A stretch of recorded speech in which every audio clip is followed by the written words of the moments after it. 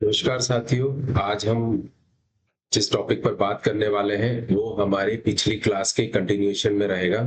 पिछली क्लास में हमने डिस्कस किया था कि बाइपोलर डिसऑर्डर्स क्या होते हैं, मेनिया क्या है, डिप्रेशन क्या है, और उसके ट्रीटमेंट मॉडलिटीज में हमने इलेक्ट्रोकन्वल्सिव थेरेपी यानी कि ईसीटी के बारे में थोड़ा बहुत हमने उस टॉपिक में पढ़ लिया था। और हमने वहां पर बात करी थी कि हम आने वाली क्लासेस के अंदर ईसीटी के अंदर हम पूरा डिटेल में स्टडी करेंगे कि what is the ECT.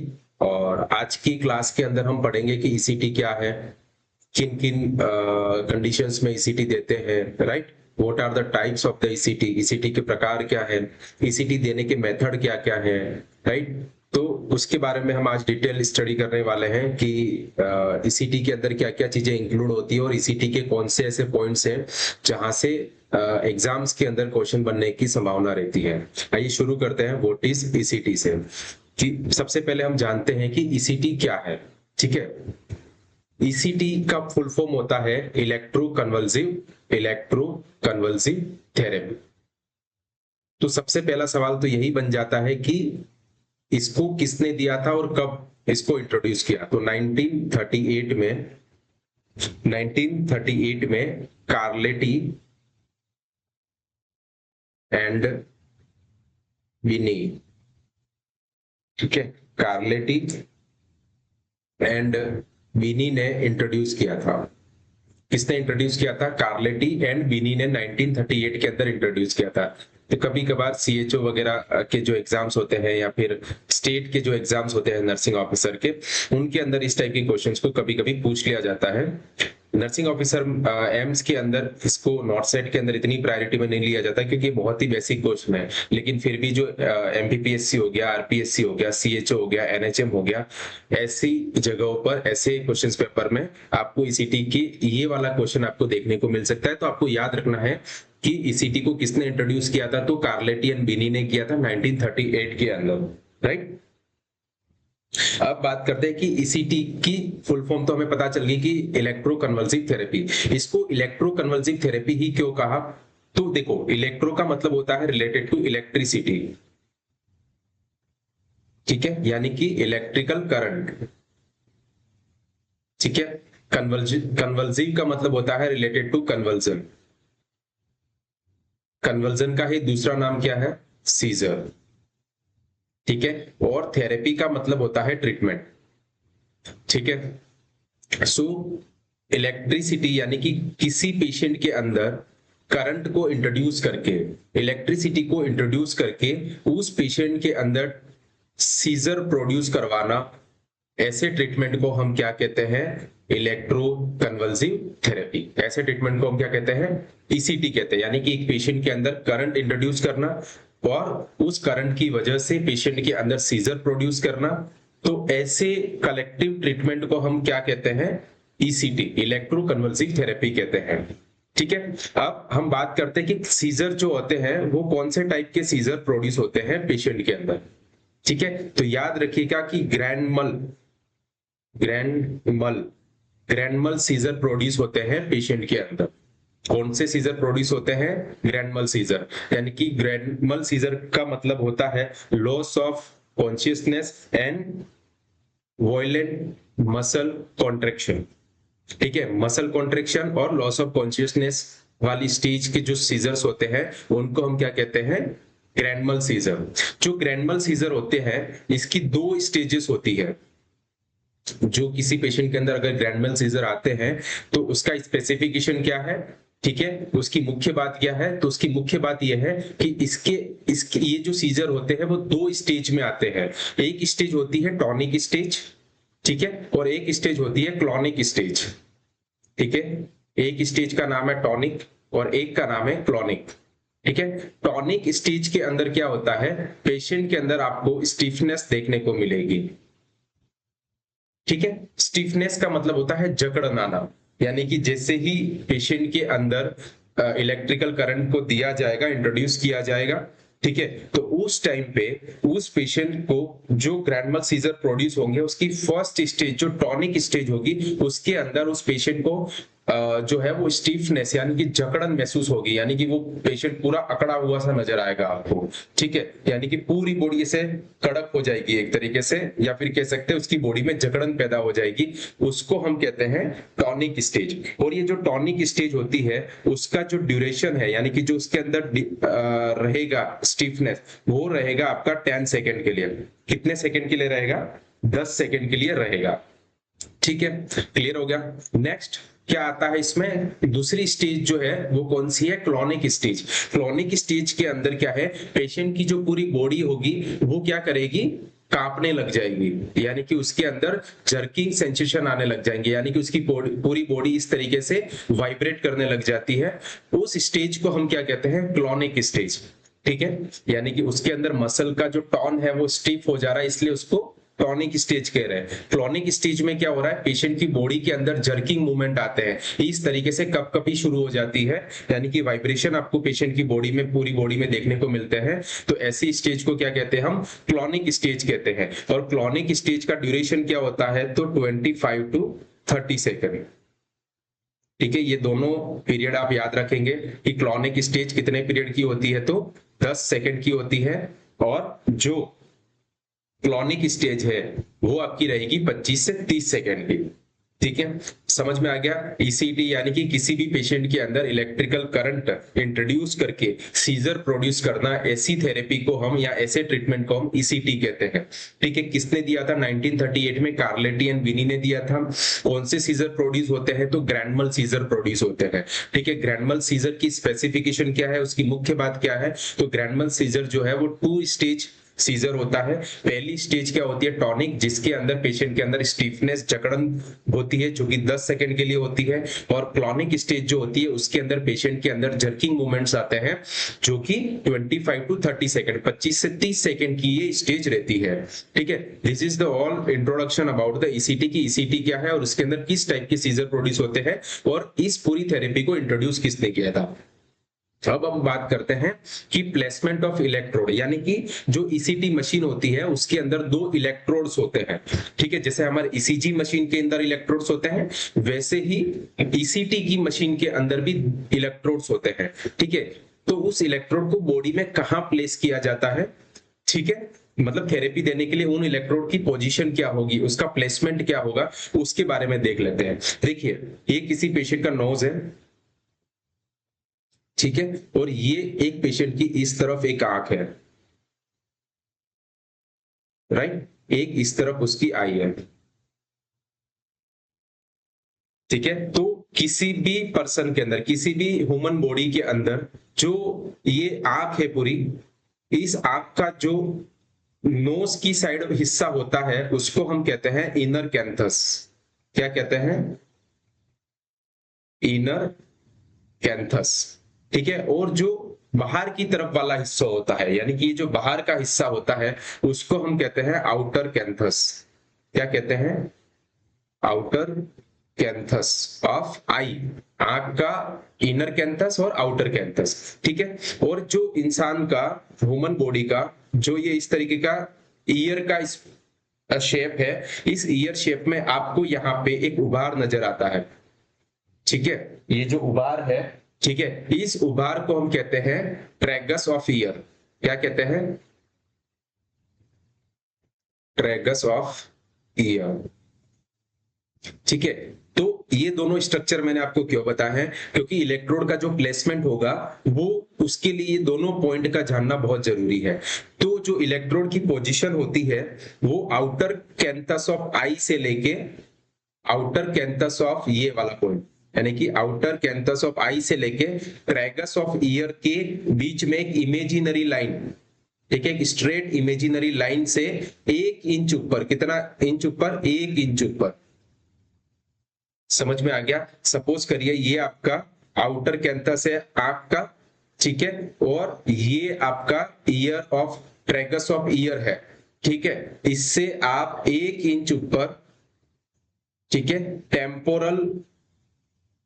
Temporal side पर लगाएंगे, स्कल के टेम्पोरल साइड पर लगाते हैं। ये जो हमारा हिस्सा होता है, this is the temple of head, या स्कल, हमारे इस स्कल का ये टेम्पोरल बोन है, ठीक है।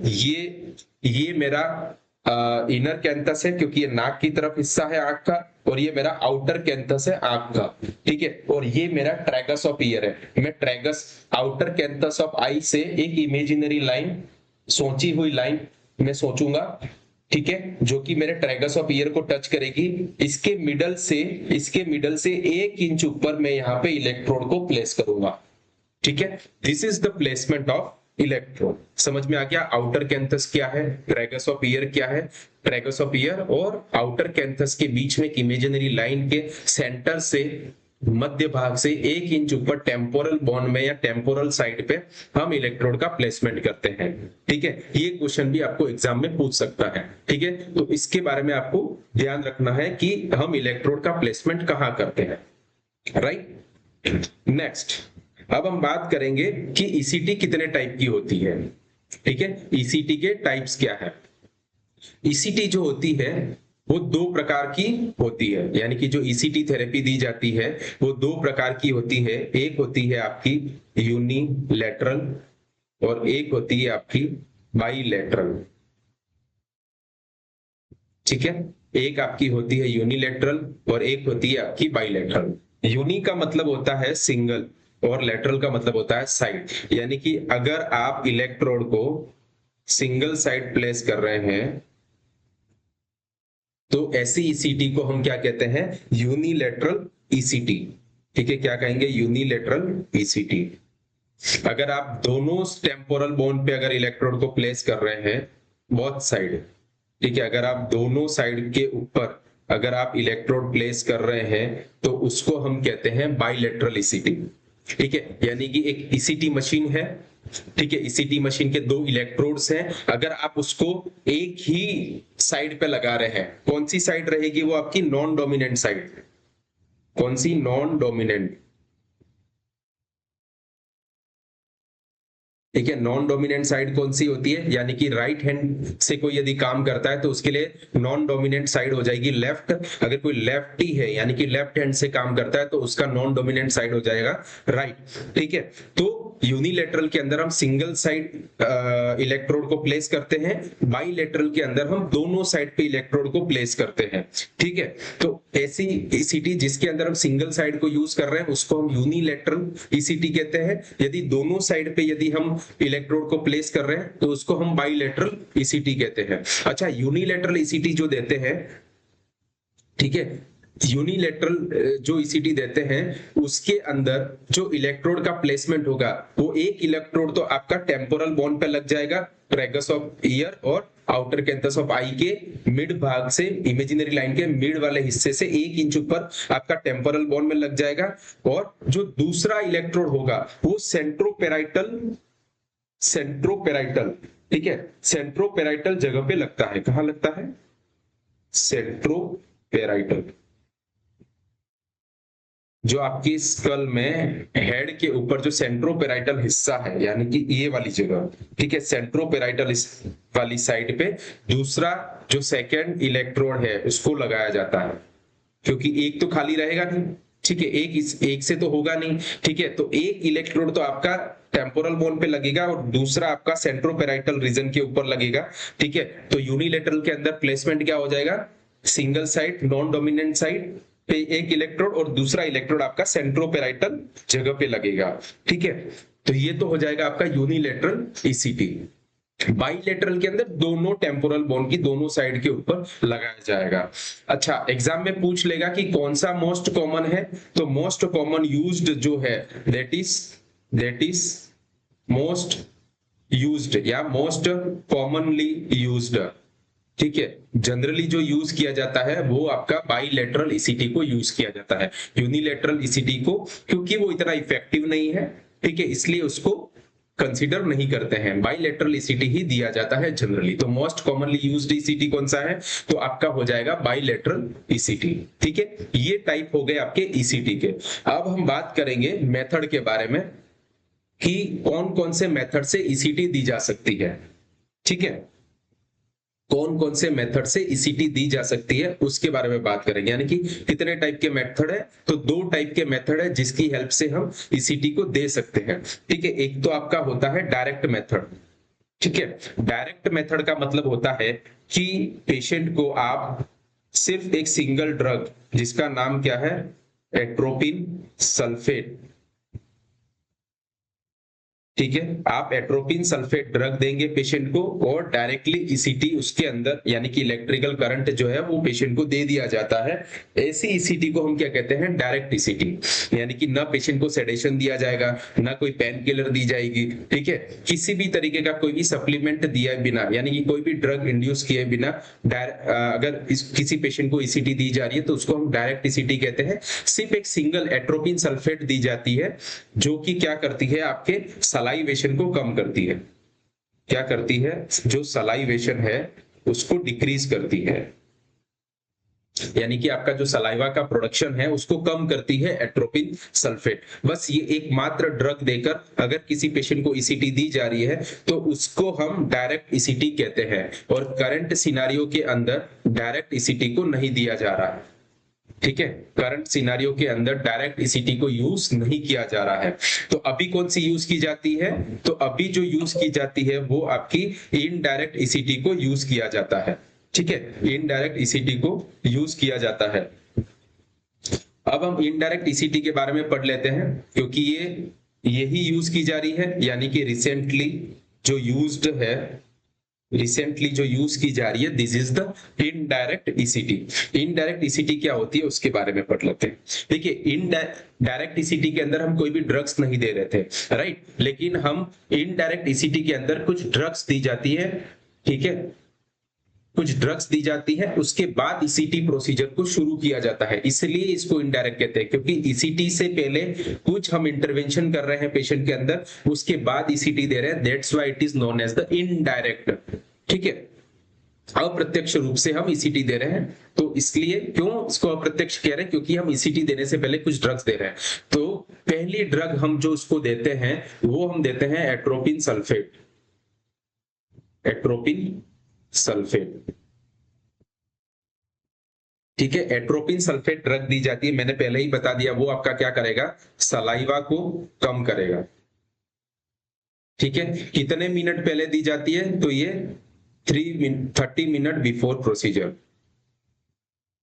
यानी कि जो एट्रोपिन सल्फेट है आपका वो प्रोसीजर शुरू होने से 30 मिनट पहले दी जाती है, जो कि पहली ड्रग है। ठीक है, पहली ड्रग जो हम पेशेंट को देते हैं, एडमिनिस्टर करते हैं, वो कौन सी एडमिनिस्टर करते हैं, एट्रोपिन सल्फेट दी जाती है। और उसका एक्शन क्या होता है, तो वो क्या करती है, पेशेंट के अंदर सलाइवेशन को कम करता है, जो सलाइवा बन रहा है मुंह के अंदर सैलिवरी ग्लैंड से, उसको डिक्रीज करती है। इससे क्या हेल्प होगी कि जब पेशेंट के अंदर सीजर प्रोड्यूस होंगे तो उस टाइम पे पेशेंट के एस्पायरेट करने के चांसेस बढ़ जाते हैं। यदि उसके क्योंकि हम माउथ गैग भी लगाते हैं तो उसकी वजह से उस पेशेंट के अंदर सलाइवा बढ़ेगा, और अगर सलाइवा ज्यादा होगा मुंह में तो वो पेशेंट क्या करेगा, उसको एस्पिरेट भी कर सकता है। एस्पिरेट करने का मतलब होता है विंड पाइप, यानी कि उसका जो ट्रेकिया है उसके अंदर भी उस सलाइवा के जाने के चांसेस रहते हैं, जिससे एस्पायरेशन और के चांसेस बढ़ जाते हैं, जिससे रेस्पिरेटरी डिस्ट्रेस के अंदर भी वो पेशेंट जा सकता है। इसलिए हम 30 मिनट पहले एट्रोपिन सल्फेट को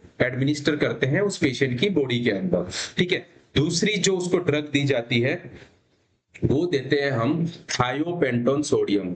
थायोपेंटोन सोडियम, कौन सी ड्रग देते हैं हम, थायोपेंटोन सोडियम। ठीक है, थायोपेंटोन सोडियम जो है वो क्या है, एक एनेस्थेटिक ड्रग है। ठीक है, एनेस्थीसिया का काम करती है, यानी कि ये पेशेंट को हल्की नींद दिलाती है, माइल्ड सेडेशन करती है, यानी कि पेशेंट को हल्की सी नींद आएगी। और ये एक एंजियोलाइटिक का भी काम करता है। ठीक है, इसका काम करता है एंजियोलाइटिक का, यानी कि उस पेशेंट का जो डर है उसको भी थोड़ा सा कम करती है ये ड्रग, यानी कि पेशेंट को एक थोड़ा सा रिलैक्सेशन मूड के अंदर ले जाती है, उसको नींद आती है हल्की सी, जिसकी वजह से वो पेशेंट कोऑपरेट भी करता है और उस पेशेंट को पेन भी फील नहीं होता है। याद रखिएगा, ईसीटी जो है वो पेनलेस प्रोसीजर है। यानी कि इस प्रोसीजर को पेनलेस करने के लिए थायोपेंटोन सोडियम दी जाती है, जिसके अंदर पेशेंट को माइल्ड सेडेशन दिया जाता है और वो एंजियोलाइटिक का भी काम करता है। ठीक है, जो थर्ड ड्रग जो दी जाती है वो दी जाती है सक्सिनाइल कोलिन। सक्सिनाइल कोलिन, ठीक है, सक्सिनाइल कोलिन दी जाती है। सक्सिनाइल कोलिन क्या काम करता है, तो सक्सिनाइल कोलिन जो है वो मसल रिलैक्सेंट है।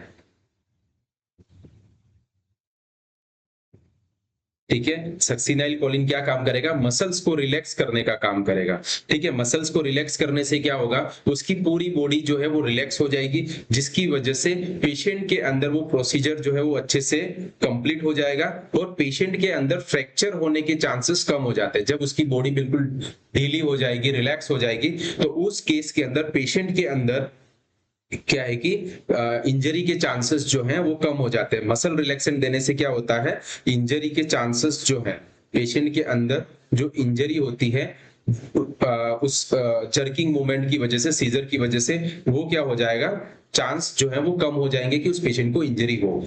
ठीक है, और चौथी चीज जो हम देते हैं ईसीटी से पहले, वो देते हैं हम O2 थेरेपी। क्या देते हैं, O2 थेरेपी, यानी कि ऑक्सीजन थेरेपी दी जाती है। ठीक है, आप बताइए ऑक्सीजन थेरेपी क्यों दे रहे हैं। देखिए, मैंने बताया था सक्सिनाइल कोलिन देते हैं जो कि मसल रिलैक्सेंट है। ठीक है, और आपकी रेस्पिरेटरी मसल्स के अंदर एक मसल आती है जिसका नाम है डायफ्राम। ठीक है, अगर हम मसल रिलैक्सेंट देंगे तो उसकी जो डायफ्राम है वो भी रिलैक्स हो जाएगी। ठीक है, तो उस केस में क्या है कि पेशेंट रेस्पिरेटरी डिस्ट्रेस के अंदर या फिर हाइपोक्सिया के अंदर जा सकता है। ठीक है, क्या हो सकता है, या तो हाइपोक्सिया हो सकता है या फिर रेस्पिरेटरी डिस्ट्रेस हो सकता है इसको। ठीक है, रेस्पिरेटरी डिस्ट्रेस भी इसको हो सकता है। ठीक है, इन दोनों चीजों को प्रिवेंट करने के लिए, ठीक है, हम क्या देते हैं, O2 थेरेपी देते हैं। ठीक है, एट्रोपिन सल्फेट देंगे जो कि सलाइवा को कम करेगा। ठीक है, थायोपेंटोन सोडियम देते हैं जो कि माइल्ड एनेस्थीसिया का काम करेगा, माइल्ड सेडेशन देगा पेशेंट को, एंजियोलाइटिक काम करेगा। ठीक है, सक्सिनाइल कोलिन क्यों देते हैं, मसल रिलैक्सेंट के, मसल को रिलैक्स करने के लिए देते हैं, ये एक तरीके की मसल रिलैक्सेंट है, इंजरी को प्रिवेंट करेगी।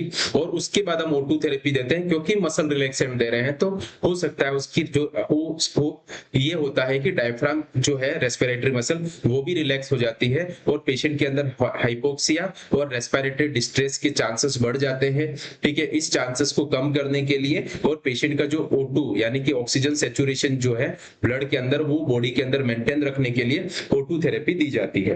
ठीक है, this is about the direct and indirect. Direct के अंदर सिर्फ एक ड्रग दे रहे थे एट्रोपिन सल्फेट, इसलिए उसको डायरेक्ट मेथड कहते हैं, जो कि रिसेंटली यूज नहीं किया जाता है प्रैक्टिस के अंदर। अभी सिर्फ और सिर्फ इनडायरेक्ट मेथड को यूज करते हैं, atropine sulphate, thiopentone sodium, succinyl choline और O2 थेरेपी।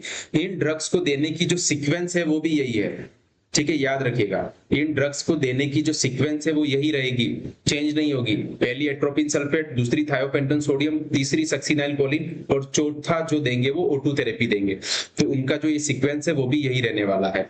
ठीक है, नेक्स्ट हम बात करेंगे कि जो पेशेंट को करंट दिया जाता है वो कितना दिया जाता है। ठीक है, हम बात करेंगे अमाउंट ऑफ करंट। ठीक है, जो पेशेंट के अंदर हम करंट दे रहे हैं वो कितना देते हैं। ठीक है, तो हम जो पेशेंट के अंदर करंट देते हैं वो देते हैं 70 to 130 वोल्ट्स। कितने देता है, कितना देते हैं हम, 70 से 130 वोल्ट। अगर हम एम्पियर में बात करें, अगर इसकी यूनिट चेंज हो जाए अगर एग्जाम में, तो एम्पियर में ये देते हैं 200 से 1600 मिली एम्पियर। ठीक है, मिली एम्पियर, 200 से 1600 मिली एम्पियर के अंदर देते हैं। ठीक है, ये इसका अल्टरनेटिव करंट भी कहते हैं इसको, अल्टरनेटिव करंट।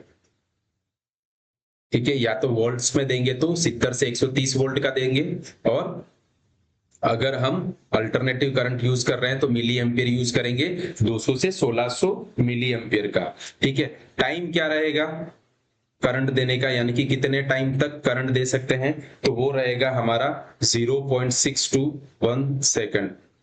कितना रहेगा, 0.621 सेकंड, यानी कि 0.6 से लेके 1 सेकंड तक ही हम उस पेशेंट के अंदर करंट देंगे। ठीक है, सीजर प्रोडक्शन मैंने बता दिया आपको, कौन से सीजर प्रोड्यूस होते हैं, तो ग्रैंड मल सीजर। ग्रैंड मल सीजर की दो स्टेज मैंने पहले ही बता दिया, that is tonic and clonic. जो आपकी टॉनिक स्टेज रहती है यानी कि स्टिफनेस वाली, वो आपकी चलती है 10 सेकंड के लिए, और आपकी जो क्लोनिक स्टेज है जिसके अंदर जर्किंग सेंसेशन आते हैं, बॉडी वाइब्रेट करती है, वो आपका रहता है 25 to 30 second, right. 25 to 30 second के लिए आपके ग्रैंड मल सीजर्स रहते हैं क्लोनिक स्टेज के अंदर। नेक्स्ट हम बात करते हैं कि इस पेशेंट के अंदर ईसीटी किस किस कंडीशंस में दे सकते हैं, यानी कि पहले हम बात करेंगे इंडिकेशन की कि किन किन केसेस के अंदर हम ईसीटी को दे सकते हैं। ठीक है, ईसीटी आप किस किस कंडीशन में दे सकते हैं, तो ईसीटी आप एक दे सकते हैं, एक तो सीवियर डिप्रेशन के अंदर, ठीक है, सीवियर डिप्रेशन के केस के अंदर आप ईसीटी दे सकते हैं। ठीक है, इसके बाद आप केटाटोनिक सिजोफ्रेनिया के अंदर दे सकते हैं, केटाटोनिक सिजोफ्रेनिया, कोई कोई इसको स्किज़ोफ्रेनिया भी कहता है, दैट इज सिजोफ्रेनिया, दोनों सही है। ठीक है, और हम किस में दे सकते हैं, ठीक है, पैरानोइड सिजोफ्रेनिया के अंदर भी दे सकते हैं। ठीक है, पैरानोइड मतलब सस्पिशियस जो पर्सनालिटी होती है, सस्पिशियस यानी कि शक वाली जो सिजोफ्रेनिया होता है उसको हम पैरानोइड सिजोफ्रेनिया कहते हैं। ठीक है, सिजोफ्रेनिया की हम जब क्लासेस आगे आएंगी उसमें हम डिस्कस करेंगे सारे, केटाटोनिक क्या है, पैरानोइड क्या है। अभी इंडिकेशन में देख लीजिए कि सीवियर डिप्रेशन, और वो भी कौन सा होना चाहिए आपका, एंडोजिनस। मैंने डिप्रेशन की क्लास के अंदर बताया था कि एंडोजिनस डिप्रेशन क्या है, एक्सोजिनस डिप्रेशन क्या है। ठीक है, तो हम इसको यहाँ पे वापस से डिस्कस नहीं करेंगे। एंडोजिनस डिप्रेशन यानी कि जिन डिप्रेशन के का कॉज बॉडी के अंदर ही प्रेजेंट है, यानी कि सेरोटोनिन, डोपामिन और नॉरएपिनेफ्रिन जो है वो कम हो गया, उसकी वजह से जो डिप्रेशन होता है उसको हम एंडोजिनस डिप्रेशन कहते हैं। तो सीवियर डिप्रेशन के केस के अंदर हम ईसीटी दे सकते हैं, केटाटोनिक सिजोफ्रेनिया के अंदर दे सकते हैं। पैरानोइड यानी कि सस्पिशियस, अगर किसी पेशेंट को सिजोफ्रेनिया हुआ है तो उसको भी हम ईसीटी दे सकते हैं। अच्छा, ईसीटी किस में इफेक्टिव नहीं है, नॉट इफेक्टिव, किन केसेस के अंदर जो है वो आपकी ईसीटी जो है वो इफेक्टिव नहीं रहती है। ठीक है, एक तो आपका हिस्टीरिया के अंदर, ठीक है, अगर कोई पेशेंट हिस्टीरिया कंडीशन में है, हिस्टीरिया का मतलब होता है कि पेशेंट के अंदर कोई भी एग्जिस्टिंग प्रॉब्लम नहीं होती है लेकिन वो उसका नाटक करता है, उसको हम कहते हैं हिस्टीरिया। ठीक है, जैसे कि एक बच्चा है, वो अगर स्कूल नहीं जाना है तो वो बहाना करता है कि मुझे पेट दर्द हो रहा है, एक्चुअल में उसको पेट दर्द नहीं हो रहा है। ठीक है, बच्चे की इस कंडीशन को हम हिस्टेरिया नहीं कहते हैं क्योंकि ये बच्चों की आदत होती है। लेकिन अगर एडल्ट ऐसा करने लग जाते हैं, ठीक है, इस तरीके से बहाने करने लग जाते हैं बीमारियों का, जो कि एक्चुअल में बीमारी उनकी बॉडी में प्रेजेंट नहीं है, तो ऐसी पर्सनालिटी को और ऐसी प्रॉब्लम को हम हिस्टेरिया कहते हैं। ठीक है, तो हिस्टेरिया के अंदर ये बिल्कुल इफेक्टिव नहीं है क्योंकि एक्चुअल में उसके अंदर कोई प्रॉब्लम है ही नहीं, तो ईसीटी उसको क्या ठीक करेगा। ठीक है, तो हिस्टेरिया के अंदर ये नहीं करता है। एक्सोजिनस, जो एक्सोजिनस डिप्रेशन होता है, एक्सोजिनस डिप्रेशन जो होता है उसके अंदर आपका ईसीटी काम नहीं करता है। ठीक है, एक्सोजिनस डिप्रेशन क्या होते हैं, जो कि एक्सटर्नल फैक्टर की वजह से, फैमिली प्रॉब्लम की वजह से, जॉब प्रॉब्लम की वजह से, फाइनेंशियल प्रॉब्लम्स की वजह से या किसी और प्रॉब्लम की वजह से अगर डिप्रेशन हुआ है तो उसमें ईसीटी इफेक्टिव नहीं होता है। ठीक है, तो और एक आता है आपका जैसे कि सिंपल सिजोफ्रेनिया, सारे सिजोफ्रेनिया हम सिजोफ्रेनिया की क्लास में पढ़ेंगे। ठीक है, अभी नाम जान लीजिए। ठीक है, सिंपल सिजोफ्रेनिया या फिर हेबेफ्रेनिक। ठीक है, हेबेफ्रेनिक, हेबे, ठीक है, हेबेफ्रेनिक सिजोफ्रेनिया, इसके अंदर भी ईसीटी इफेक्टिव नहीं होता है। ये सारे सिजोफ्रेनिया हम सिजोफ्रेनिया की क्लास के अंदर डिस्कस करेंगे। ठीक है, इंडिकेशन बता दिया मैंने, नॉट इफेक्टिव बता दिया। ठीक है, अब हम बात करेंगे कॉन्ट्रा इंडिकेशन के बारे में। ठीक है, नेक्स्ट हम बात करेंगे कॉन्ट्रा इंडिकेशन, यानी कि किन कंडीशन के अंदर हम ईसीटी को नहीं दे सकते। कॉन्ट्रा इंडिकेशंस, यानी कि ऐसी कौन कौन सी कंडीशन है जिसके अंदर हम ईसीटी नहीं दे सकते। एक तो है आपका इंक्रीज्ड आईसीपी, ठीक है, अगर किसी पेशेंट का इंट्राक्रेनियल प्रेशर बढ़ा हुआ है तो उस केस में हम ईसीटी नहीं देते हैं, ठीक है। दूसरी कंडीशन है प्रेगनेंसी, ठीक है, यदि कोई फीमेल प्रेग्नेंट है तो उसके अंदर भी हम ईसीटी नहीं देंगे, क्योंकि वो एक तरीके से क्या है कि प्रॉम्प्ट रहेगी कि उसके अंदर जो फिटस है उसके अंदर एनोमलीज हो जाए, वो फिटस की जो ग्रोथ है उसके अंदर प्रॉब्लम आ जाए, इस वजह से हम प्रेगनेंसी के अंदर भी नहीं देते हैं, ठीक है। एक, अगर किसी पेशेंट के अंदर रेटाइनल डिटेचमेंट हुआ है, रेटाइनल डिटेचमेंट, ये एक ऑफ्थेल्मिक प्रॉब्लम है, ठीक है। ऑफ्थेल्मिक प्रॉब्लम के अंदर रेटाइना जो होता है किसी भी पेशेंट की आंख के अंदर, वो रेटिना का अगर डिटेचमेंट हो रखा है तो ऐसे केसेस में भी हम ईसीटी नहीं देते हैं, क्योंकि वो ईसीटी उसके लिए रिवर्स काम करेगी और उस जो कंडीशन है रेटाइनल डिटेचमेंट को उसको और वर्सन करेगी। ऐसा ही ग्लाइकोमा करके एक केस होता है आई का, ठीक है, ग्लूकोमा या ग्लेकोमा, ठीक है, इसके अंदर भी हम ईसीटी नहीं देते हैं क्योंकि इंट्रा ऑक्यूलर प्रेशर आईओपी, ठीक है, वो बढ़ा हुआ रहता है ग्लाइकोमा के अंदर, तो आईसीपी बढ़ेगा तो आईसीपी के साथ आईओपी भी बढ़ेगा, यानी कि इंट्राओक्यूलर प्रेशर भी बढ़ेगा, ठीक है। तो इस केस के अंदर भी हम नहीं देते हैं। अगर किसी पेशेंट के अंदर रिसेंट हिस्ट्री है एमआई की, मायोकार्डियल इंफार्क्शन की, हार्ट डिजीज की, तो उसके अंदर भी नहीं देते हैं। यदि किसी के अंदर बहुत ही ज्यादा हाइपरटेंशन है, ठीक है, सीवियर हाइपरटेंशन का केस है, तो उसके अंदर भी हम नहीं देते हैं। तो मोटे मोटे ये कुछ प्रॉब्लम्स है, इश्यूज है जिसके अंदर हम ईसीटी नहीं दे सकते, ठीक है, ये आपको याद रखना है। नेक्स्ट हम बात करते हैं कि फ्रीक्वेंसी की, यानी कि कितनी बार किसी को ईसीटी दी जा सकती है। ऐसा तो नहीं है कि लाइफ लॉन्ग उसको ईसीटी देंगे, नहीं, ऐसा बिल्कुल भी नहीं है, ठीक है। मैक्सिमम किसी भी पेशेंट को, यानी कि अगर जैसे कि सिजोफ्रेनिया के जो केसेस होते हैं, क्रॉनिक, जो क्रॉनिक सिजोफ्रेनिया के जो पेशेंट्स होते हैं उनको मैक्सिमम 25 टू 30 सेशंस दे सकते हैं। कितने दे सकते हैं? 25 से 30 सेशन हम किसी भी पेशेंट जो क्रॉनिक सिजोफ्रेनिया के केसेस है उसके अंदर दे सकते हैं, ठीक है। अगर बाइपोलर डिसऑर्डर है तो उसके अंदर हम 5 टू 10 किसमें देते हैं? बाइपोलर के अंदर। अगर किसी पेशेंट के अंदर बाइपोलर डिसऑर्डर है, हमने जो कि प्रीवियस क्लास में डिस्कस किया था बाइपोलर क्या है, अगर बाइपोलर है तो उसके अंदर हम 5 टू 10 सेशन दे सकते हैं, ठीक है, बाइपोलर के अंदर। और एक वीक में कितने दे सकते हैं? तो एक वीक में हम 3 इन एक वीक के अंदर,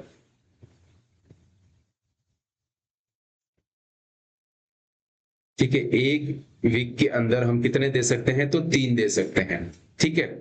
तो अगर इसके ट्रीटमेंट मॉडलिटीज की बात करेंगे तो किसी भी पेशेंट को अगर 3 वीक्स की अगर 3 वीक ट्रीटमेंट देना है तो उसके फर्स्ट वीक में हम क्या देंगे? 3 ईसीटी देंगे। जो उसका दूसरा वीक होगा उसके अंदर 2, और उसका जो तीसरा वीक होगा उसके अंदर सिर्फ हम 1 ईसीटी देते हैं, ठीक है। तो इस तरीके से प्लान किया जाता है। तो एक वीक के अंदर मैक्सिमम कितनी ईसीटी दी जा सकती है? 3 दी जा सकती है। अगर कोई पेशेंट बाइपोलर का है तो उसके अंदर कितनी देंगे? मैक्सिमम कितनी दी जा सकती है? तो 5 टू 10। और अगर कोई क्रॉनिक सिजोफ्रेनिया का पेशेंट है तो उसके अंदर 25 से 30 सेशन जो है वो हम ईसीटी के दे सकते हैं, ठीक है। नेक्स्ट हम बात करते हैं कि क्या क्या कॉम्प्लिकेशंस हो सकते हैं ईसीटी देने के बाद, ठीक है। किसी भी पेशेंट को ईसीटी देने के बाद क्या क्या कॉम्प्लिकेशन हो सकते हैं, ठीक है। कॉम्प्लिकेशन ईसीटी देने के बाद, ठीक है, इसके अंदर एक सबसे बड़ी प्रॉब्लम आती है जो कि होती है रेट्रोग्रेड एमनेशिया।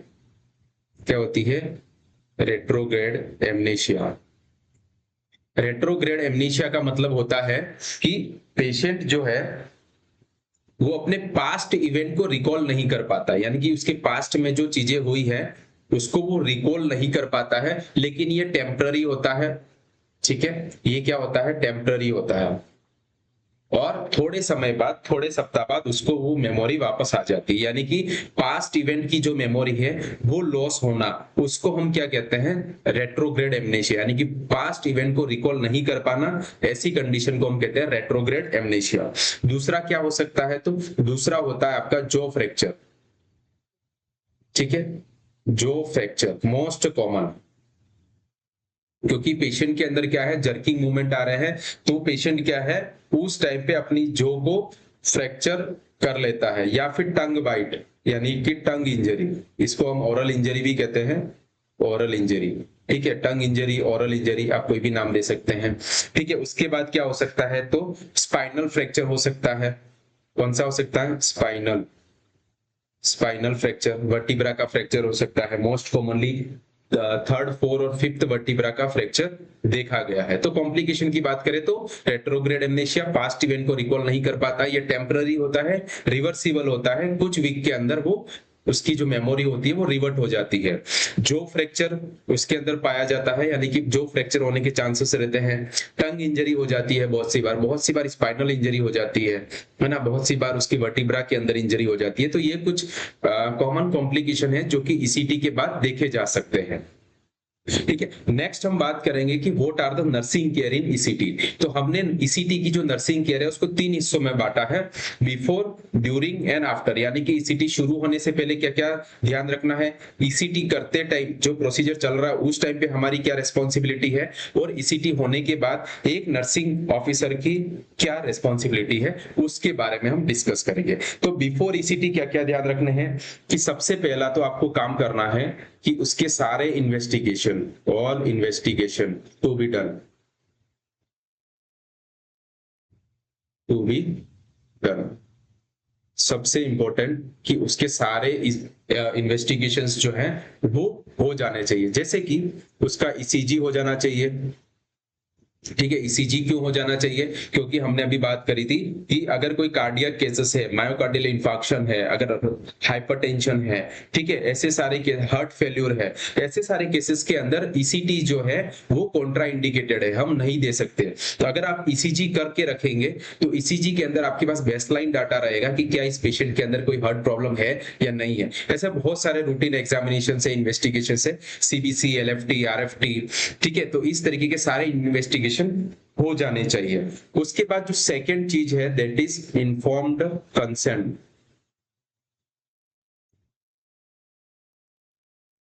ठीक है, इन्फॉर्म्ड कंसेंट, यानी कि जो पेशेंट को ईसीटी होनी है तो एक कंसेंट होता है, एक सहमति पत्र होता है जिसके अंदर पूरा प्रोसीजर के बारे में लिखा हुआ होता है, प्रोसीजर में क्या करेंगे ये लिखा होता है, इस प्रोसीजर में क्या होता है ये भी लिखा होता है, और अगर इस प्रोसीजर के बाद क्या क्या चीजें पेशेंट के साथ हो सकती हैं, ये सारी डिटेल चीज जो है एक फॉर्म के अंदर लिखा होता है जिसको हम कंसेंट फॉर्म कहते हैं, सहमति पत्र कहते हैं।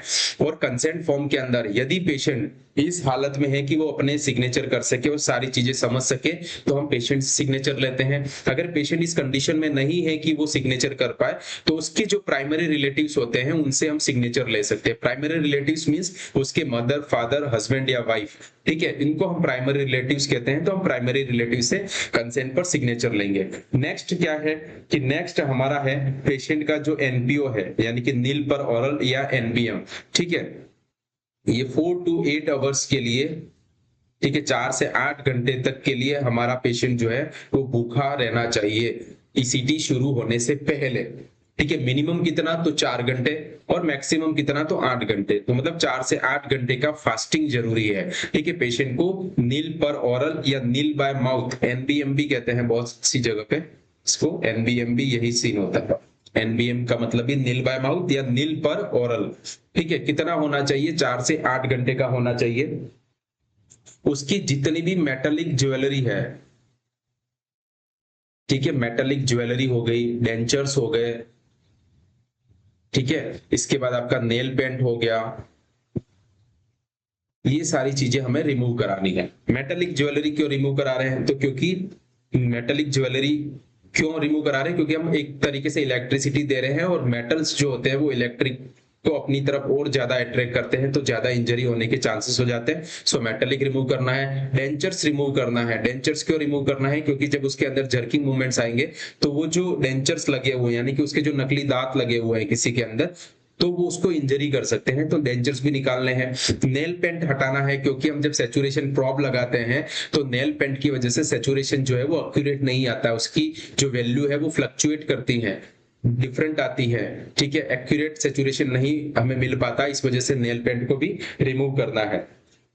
पेशेंट के जो क्लॉथ्स होंगे वो लूज क्लॉथ होने चाहिए, यानी कि आरामदायक कपड़े होने चाहिए, ताकि पेशेंट जो है वो कंफर्टेबल हो सके प्रोसीजर के दौरान, ठीक है। उसके बाद पेशेंट का जो ब्लैडर है, ब्लैडर और बॉवेल एम्प्टी होना चाहिए, ब्लैडर एंड बॉवेल एम्प्टी, ठीक है। उसका जो अगर पेशेंट को यूरिन करना है, ठीक है, तो वो आप यूरिन के लिए पेशेंट को एनकरेज करेंगे। यदि पेशेंट को मोशन पास करना है तो उसको मोशन के लिए फैसिलिटीज अवेलेबल कराएंगे, ठीक है, या फिर उसके रिलेटिव को इंस्ट्रक्ट करेंगे। क्यों? क्योंकि ड्यूरिंग प्रोसीजर क्या है कि ईसीटी देने के टाइम पे, सीजर के टाइम पे अमूमन ऐसा देखा जाता है कि पेशेंट उस प्रोसीजर टेबल पर ही यूरिनेशन कर देते हैं, ठीक है, यूरिन कर देते हैं या फिर मोशन पास कर देते हैं, तो वो पूरे प्रोसीजर को खराब कर देता है। इस वजह से उसका ब्लैडर और बॉवेल जो है वो एम्प्टी होना चाहिए। और मैंने आपको इनिशियल ही बता दिया था कि ड्रग जो है देनी होती है हमें, कौन सी ड्रग देंगे बिफोर प्रोसीजर? एट्रोपिन। कौन सी? Atropine sulphate. कितने मिनट पहले? तो 30 मिनट पहले, इसको याद रखना है आपको। एट्रोपिन सल्फेट कब देते हैं? तो 30 मिनट पहले हम एट्रोपिन सल्फेट देते हैं। तो ये सारी चीजें हैं जो कि आपको ईसीटी से पहले ध्यान रखनी है, ईसीटी से पहले मेक श्योर करनी है कि आपके ये सारे काम हो गए हो उस पेशेंट से रिलेटेड, ठीक है। अब हम बात करेंगे कि ड्यूरिंग ईसीटी आपके क्या क्या काम होते हैं। पहला ही पॉइंट सबसे इंपॉर्टेंट है उसकी पोजीशन, और पोजीशन कौन सी होगी? तो सुपाइन पोजीशन, सुपाइन पोजीशन, और यहाँ पे फ्लैट पोजीशन, बिल्कुल सुपाइन स्ट्रेट होना चाहिए पेशेंट, ठीक है। Supine position with, supine position with pillow under lumbar curvature,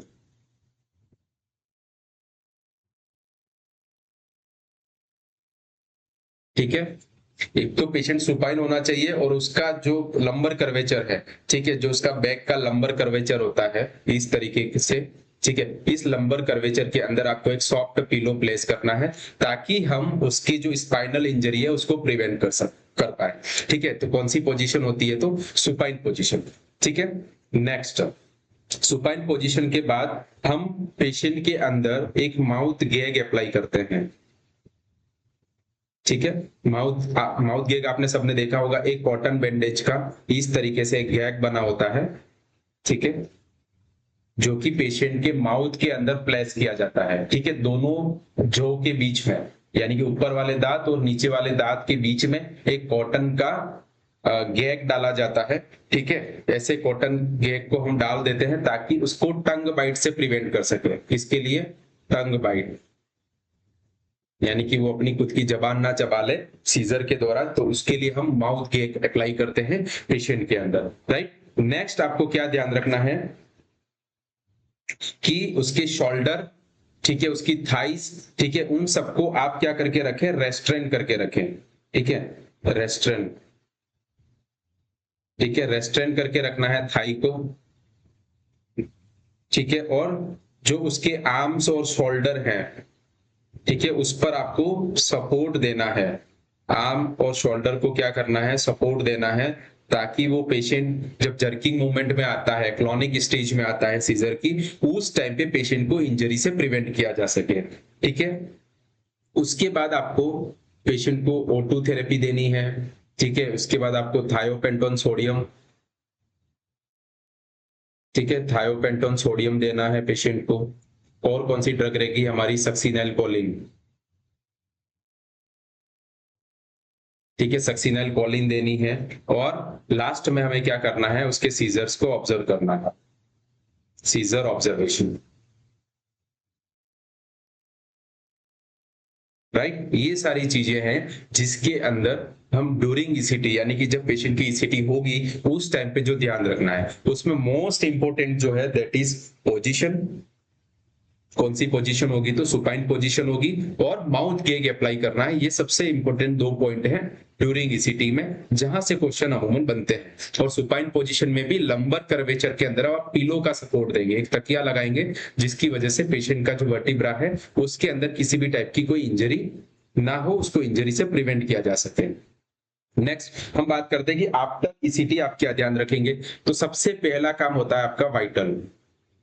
ठीक है, वाइटल्स चेक करेंगे कि पेशेंट हीमोडायनामिकली स्टेबल है या नहीं। ठीक है, यानी कि पेशेंट के वाइटल्स, उसका सैचुरेशन अच्छा है या नहीं है, क्योंकि आपने मसल रिलैक्सेंट दिया था। ठीक है, उसका हार्ट रेट ठीक है या नहीं, उसका बीपी ठीक है या नहीं, उसका रेस्पिरेशन कैसा है। इस तरीके से वाइटल साइज चेक करके चेक करेंगे कि पेशेंट हीमोडायनामिकली स्टेबल है या नहीं है। अगर नहीं है तो हेल्थ केयर प्रोवाइडर्स जो हैं, जो आपके ऑन ड्यूटी डॉक्टर्स हैं या जो साइकेट्रिस्ट हैं, उनको आप इन्फॉर्म करेंगे कि पेशेंट के वाइटल्स किस तरीके से गड़बड़ हो रहे हैं, तो नेक्स्ट इंटरवेंशन ताकि किया जा सके। ठीक है, तो फर्स्ट काम जो है दैट इज वाइटल चेक करना है। नेक्स्ट क्या है कि पेशेंट को जो प्रोसीजर के बाद जो पोजीशन देते हैं that is side lying position.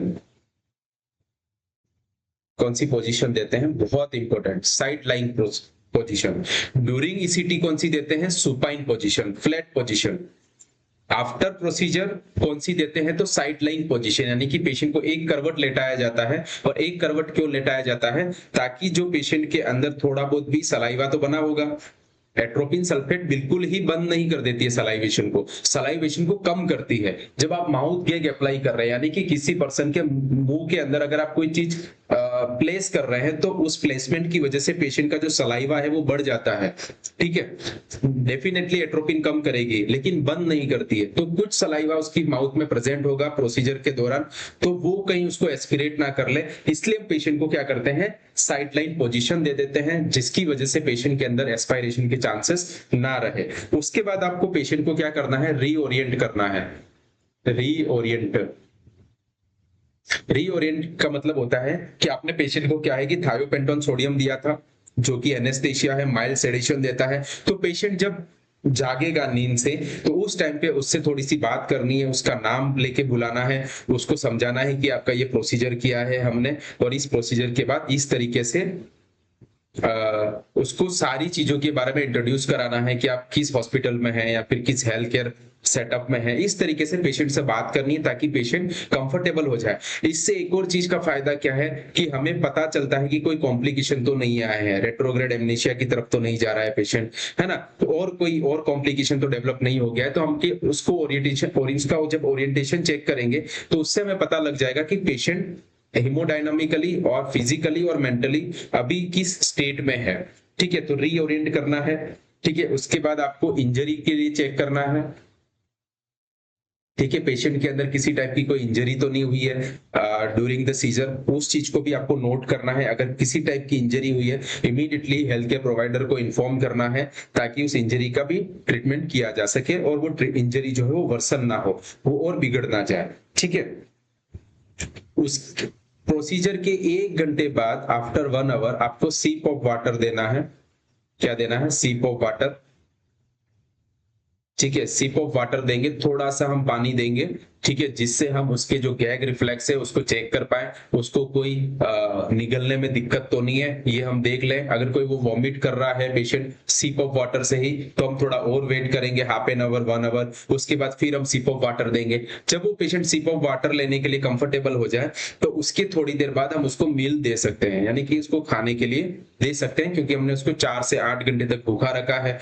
ठीक है, बिफोर प्रोसीजर कम से कम 1 घंटा या आधा घंटा या 45 मिनट जो प्रोसीजर चला होगा, तो काफी देर से वो भूखा है, तो वो थोड़ा सा ड्राउजी हो सकता है। इस वजह से हम 1 घंटे बाद सिप ऑफ वाटर और फिर हम मील उसके अंदर स्टार्ट कर सकते हैं, और उसके बाद पेशेंट को अलाउ कर सकते हैं उसकी जो एक्टिविटीज हैं, अलाउ फॉर डेली एक्टिविटी, यानी कि अगर उसकी कोई डेली एक्टिविटी करनी है उसको, तो उसके लिए उसको हम अलाउ कर सकते हैं इन सारे पॉइंट्स को मॉनिटर करने के बाद।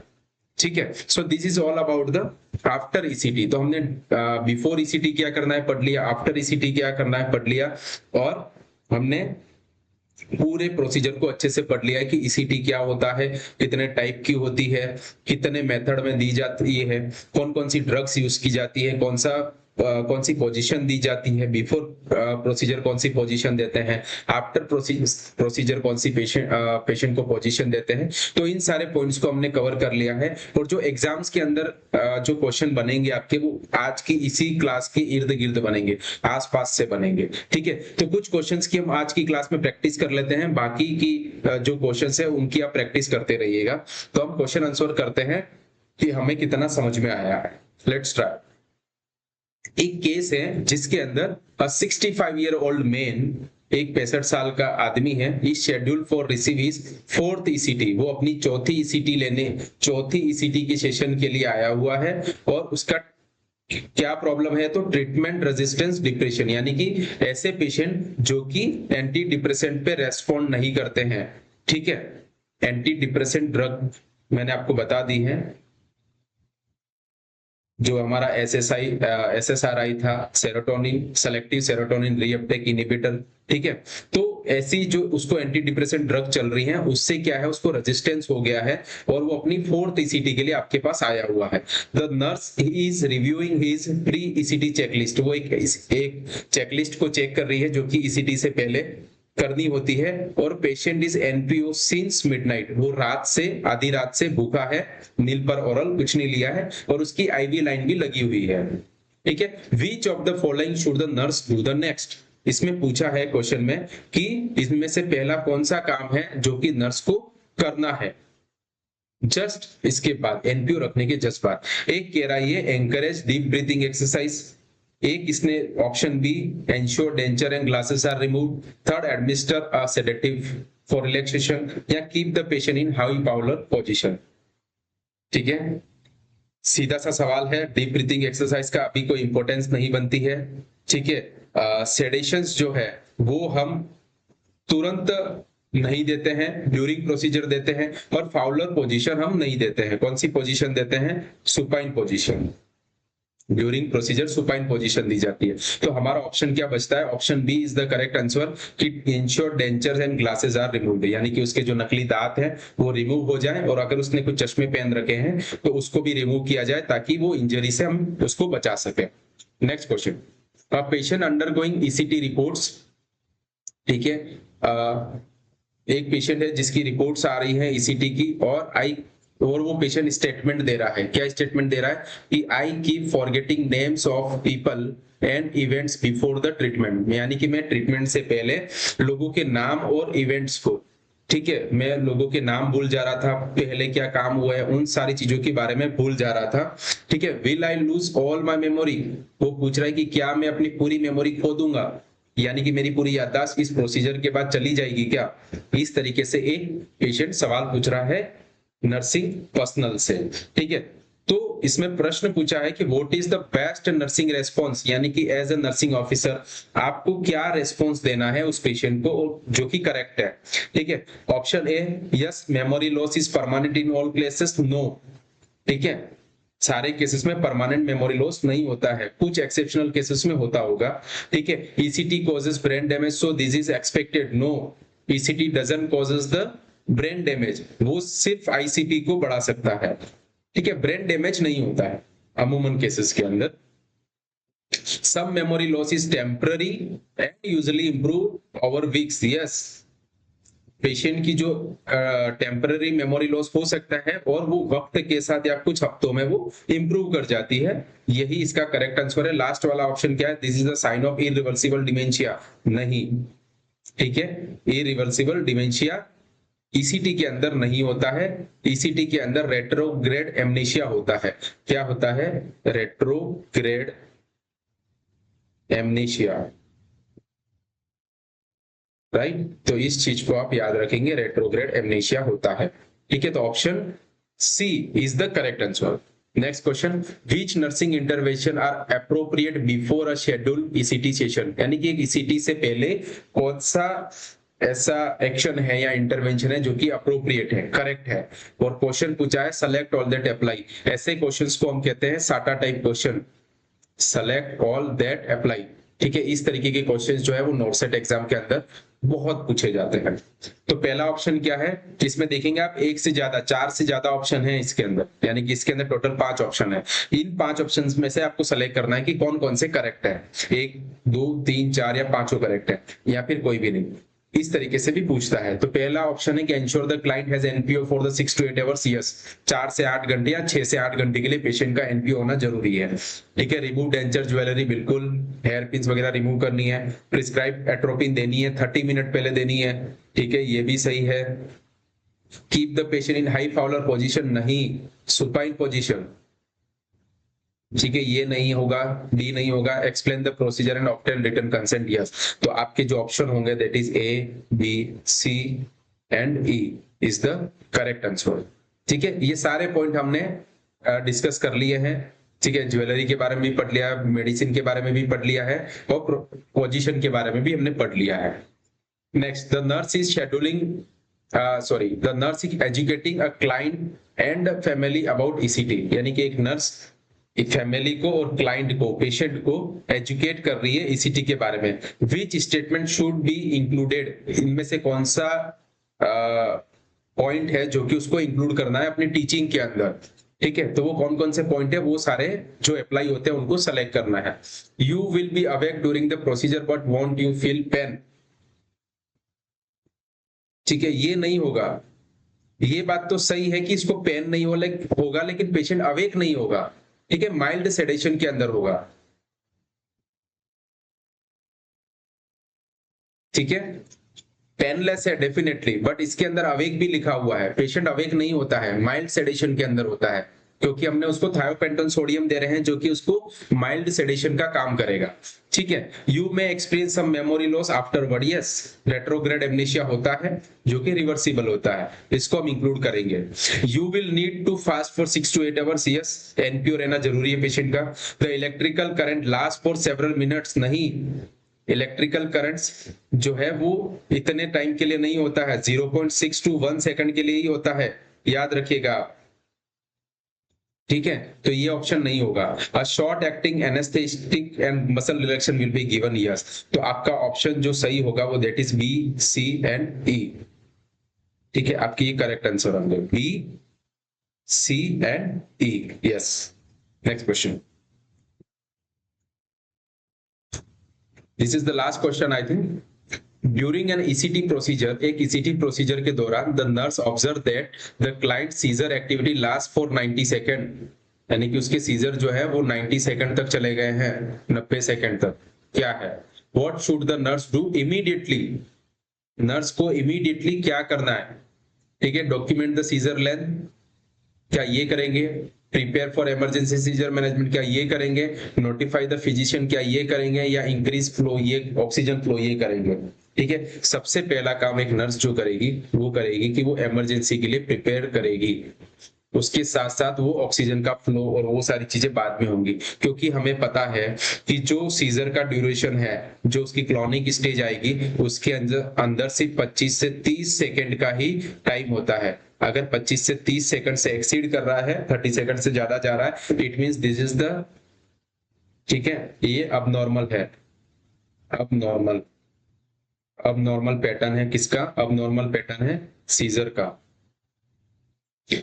ठीक है, तो इससे क्या है कि 25 से 30 सेकंड के अंदर के पीरियड में ही क्लॉनिक स्टेज रहती है, इसी के अंदर पेशेंट को सीजर खत्म हो जाने चाहिए आकर, लेकिन अगर वो 90 सेकंड तक जा रहे हैं तो this is the abnormal pattern of the seizure. ठीक है, इमीडिएटली सीजर मैनेजमेंट की तरफ जाना है, नोटिफाई करना है फिजिशियन को, और ऑक्सीजन फ्लो और वो सारी चीजें हम बाद में करेंगे।